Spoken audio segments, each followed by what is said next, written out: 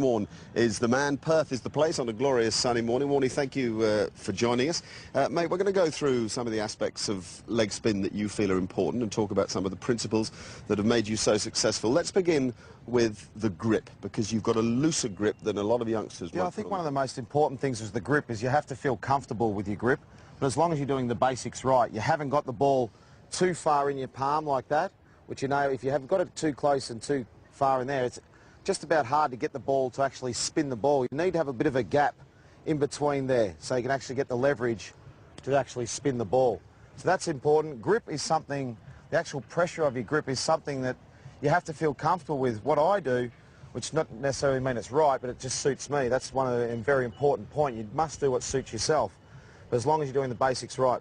My grip, a lot of people are taught to grip it really tight and really squeeze it and spread these fingers like that.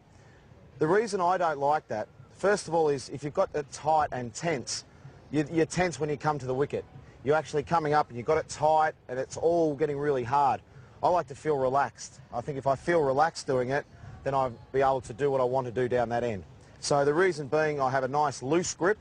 My fingers are probably a bit too close together, but that works for me. And they're very loose. It's 2 fingers down, 2 fingers up, and the ball just slots in there like that, and the thumb just rests there. A lot of people talk about how high your arm should be. We've heard people say you shouldn't be above the perpendicular and you shouldn't be too low when you release the ball. Yeah, I think somewhere that you've got too high and you've got too low. I think somewhere in between there is about where mine sometimes gets a little bit too low, but most of the time it's around that sort of area. I'm not sure what sort of degrees that is, but that, I think, enables me to get maximum spin from my deliveries, and also my variations. Generally my wrong and my arm will be a little bit higher, but generally my leg break will be working about that sort of angle. So I've got my run up, I'm here, I know exactly what I'm going to do. Now I start to build it up. As I get closer to the wicket here, I start to build it up, and then I bowl. Pretty good cherry, just quietly too. and when you reach the crease, you talk about this explosion at the crease. This is the energy at the crease, isn't it? And where do you propel it? Towards the batsman? Well, I'm a little bit different. A lot of people, I know I'm a bit different in some things, but a lot of people, what they think about... every way there is, mate. Thanks, Mark. But what a lot of people think about is they think about a spot on the wicket. They think about certain different things. I actually think about what shot I want the batsman to play. Whether I want him to push him back and defend, whether I want to draw him forward to drive, whether I want him to try and sweep, whether I'm trying to push him back on the back foot. So that allows me to bowl exactly where I want, rather than focusing in on a spot or anything like that. I think about what I'm trying to get the batsman out. I've got my plan. I'm trying to work that plan to get them out. So then it's a matter of execution. You have to execute what you're trying to do with your plan, or you have to start again. Okay, and you talk sometimes, I've heard you talk about bowling up. Yep. The two things I get, sometimes I do get a bit too round arm. So my key words are think high and spin up, which means if my arm's there and I think high, it just gets it up to about there. It doesn't mean it's up there. Yeah. So I think high to get my arm up into that position, and spin up is not to make sure you spin down, but it's actually to spin the ball up. And here in Perth... That's to get the ball above the batsman's eye level? Well, it's to get the ball up in there. As a spin bowler, you have to deceive them in flight. No matter what sort of pace you bowl, you still have to deceive them in flight. You're not going to beat people off the pitch too much. You have to get them in the air. You have to get them to second guess what's going on. Right. And you do that in flight. Try to give us this feeling then of standing tall and spinning up. Well, the easiest thing is to do, there's a difference when you actually bowl. It's all about when you release the ball too. Sometimes if you try and do it and you're actually trying to spin the ball hard, you generally get to about into this position, then you try and spin it hard, and what happens is you drag it down.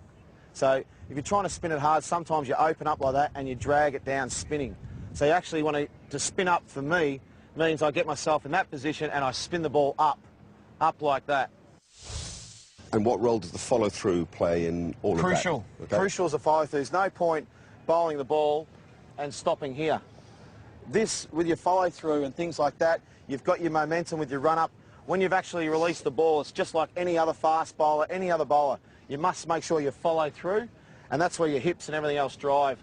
You follow through and you come right through the ball, and everything's at the target. There's no jumping in or angles like that. It's all straight at the target, and the target's the batsman. So you bowl the ball. Once you bowl the ball, you're actually following through, all your weight's going forward. That helps you get that shape and dip and spin and all those nice things. Let's get on to the four main deliveries you've got, Shane. Firstly, the leg break.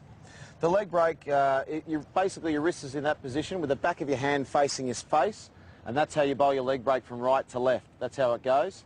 And then from there, you've got different versions of that. You've got more overspin with the leg break, you've got more side spin. They're all the different variations of the same delivery.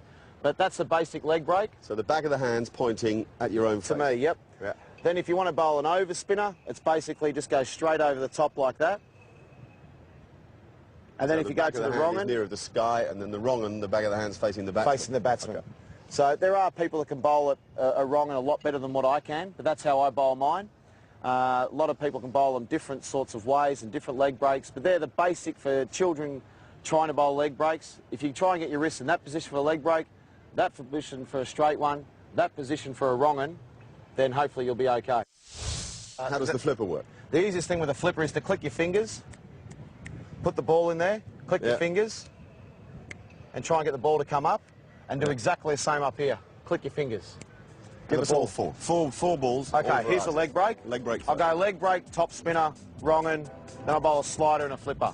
Okay. So first of all, you get your leg break, everything the same that we've talked about. Leg break. Okay, so that's got the back of the hand facing you. Yep. Then the overspinner or top spinner. Back of the hand heading towards the sky. Then the wrong un.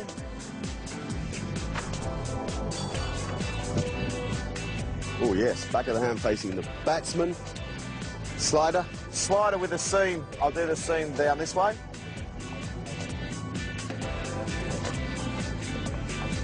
You're a good mix, sliding out the side of the hand. And now the flipper to finish with, flipper. which is a great delivery to bowl when it comes out well.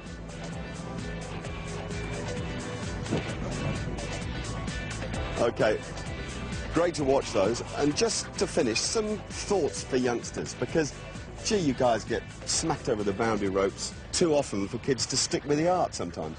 A couple of basic things I need. First of all, you need to be best friends just about with a captain, because they're the ones going to try and keep you on. You need to have a lot of love from everybody, because it's hard and it can be embarrassing sometimes. And also you've got to have a bit of courage. No matter what's actually happening, you've got to be able to throw it up, and getting hit for six sometimes can be fun. You mightn't like it, but no matter how far it goes, you get a chance to bowl the next ball, whether it's a different ball or whatever, you get a chance to bowl it again. So for the dads watching, just make sure you give them lots of encouragement and try and spin the ball.